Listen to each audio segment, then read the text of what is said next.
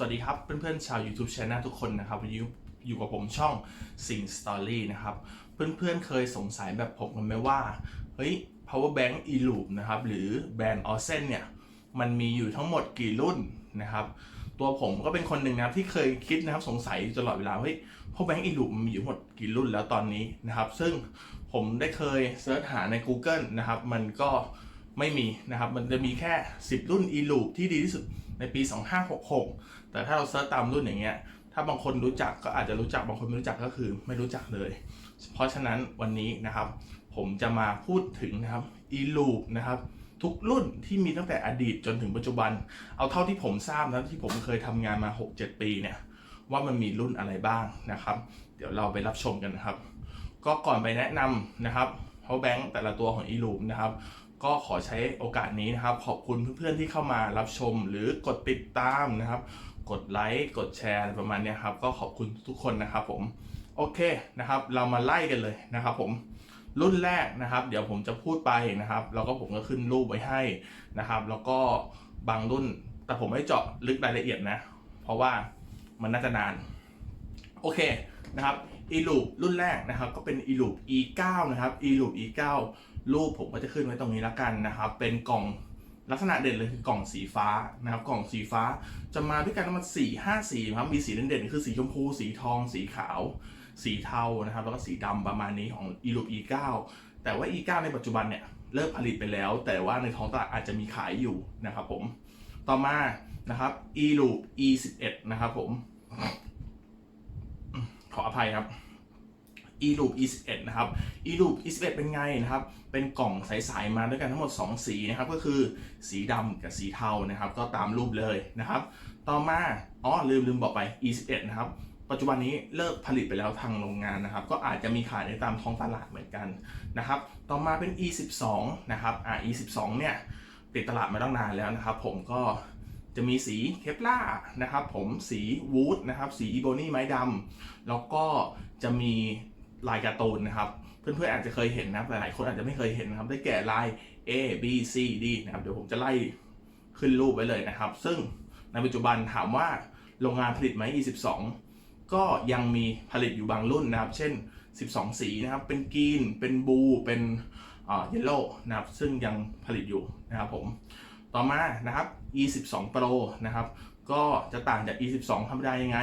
เป็นพอร์ต Type C นะครับแล้วก็เป็น USB 3.0 นะครับสีก็จะมีไม้ดำนะครับเคปล่านะครับมีแค่นี้นะครับต่อมา eLoop E13 นะครับกล่องขาวๆตัว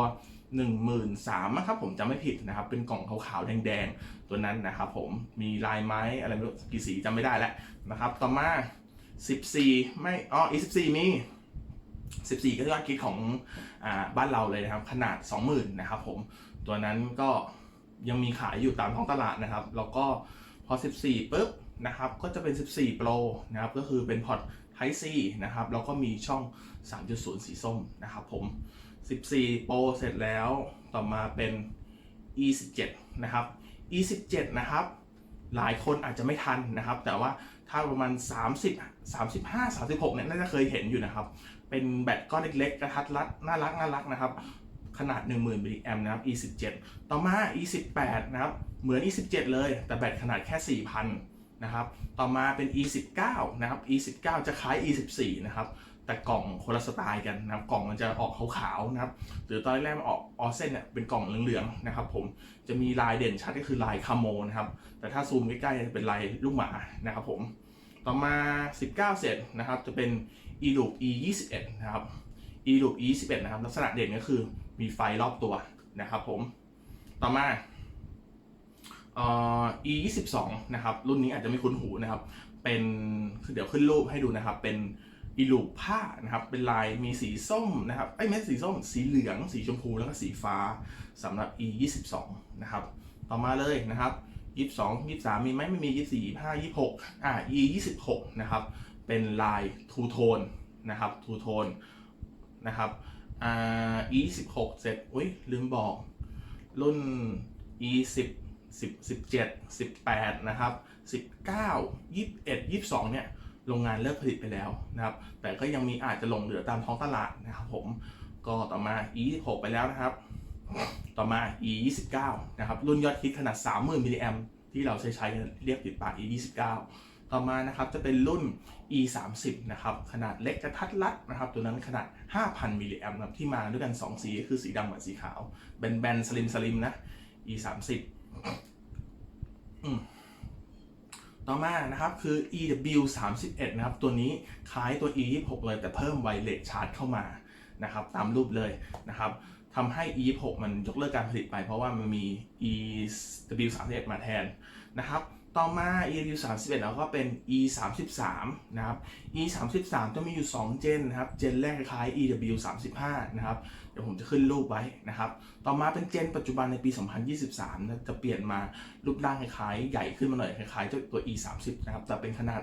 10,000 มิลลิแอมนะครับซึ่งผมเคยรีวิวไปก่อนหน้านี้แหละนะครับ E 33นะครับต่อมา EW 35นะครับตัวคล้ายๆ E 33เจนแรกนะครับแต่ว่ามีไวเลสชาร์จเข้ามานะครับผมต่อมาก็มี E 36นะครับตามรูปเลยนะครับ E 37นะครับผมก็จะยาวกว่าเจ้าตัว E 36หน่อยใหญ่ๆหน่อยนะครับต่อมาเป็น E 38นะครับ E 38เสร็จก็จะมี E 39นะครับ39ลักษณะเด่นคือใหญ่มากนะครับจ่ายไฟธรรมดาสีขาวแบบ 20,000นะครับกล่องออกเหลืองๆนะครับเหลืองเทานะครับผมต่อมา EW 40นะครับรูปร่างคล้ายๆเจ้าตัว E 38แต่จ่ายไวเลสชาร์จเข้ามานะครับผมต่อมา E Loop E 41นะครับก็เป็นขนาด 10,000 มิลลิแอมด้วยมาด้วยกันทั้งหมด5สีจำได้ไหมครับมีสีม่วงนะครับมีสีเบจนะครับมีสีดำสีขาวแล้วก็สีม่วงนะครับผม E 42มีไหมไม่มีนะครับต่อมา E Loop E 43นะครับ E Loop E 43ก็มีอยู่2เจนนะครับผมเจนแรกจะคล้ายๆใหญ่ๆหน่อยคล้ายตัว E 29นะครับแล้วก็มาในเจนที่2เนี่ยจะรูปร่างคล้ายๆเจ้าตัว E 53ที่มันโชว์ชิปเซตของ Orsen นะครับต่อมานะครับก็เป็น E Loop E 45นะครับผมรูปร่างแบบนี้นะครับ45ไปแล้ว46มีไหมไม่มี47ไม่มีต่อมา E Loop E 48นะครับก็